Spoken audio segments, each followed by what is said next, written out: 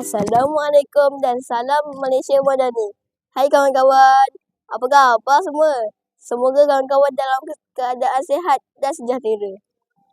Pohon babaya tiada berduri, tumbuh bersama pohon melati. Izinkan saya memperkenalkan diri, moga-moga menyentuh hati. Nama saya Muhammad Syahmi bin Amalansyah dan berusia 11 tahun. Saya merupakan anak didik SKF Darul Risatan dan kini berada di tahun 5 Ibnu Sina. Saya dilahirkan pada tanggal 4 Oktober 2014 dan merupakan anak ketiga daripada 4 adik-beradik. Untuk maklumat kawan-kawan saya, merupakan calon tunas LJ tahun 2025 dan saya juga menjalankan jawatan sebagai student leader board dan pengawas sekolah.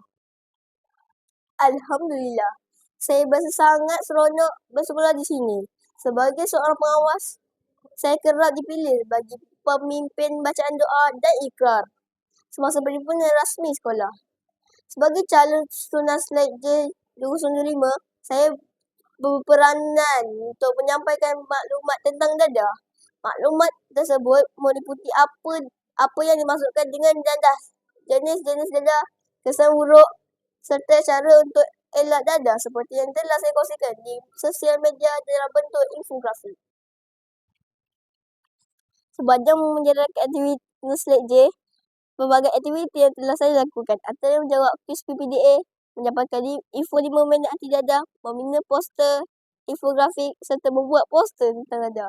Kawan-kawan, dadah boleh membahayakan kesihatan serta merosakkan masa depan. Oleh itu, perlu ada kesedaran diri tentang kesan buruk akibat pengambilan dadah. Selain itu, beranilah berkata tidak jika ditawarkan serta amalkan gaya hidup sihat.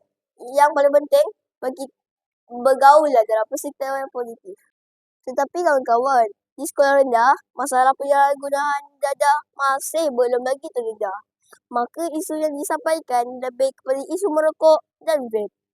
Di dalam infografik yang dikongsikan, saya mengajak kawan-kawan kenali ancaman dalam tabiat rokok, vape, terutama dan paru-paru, jantung dan otak.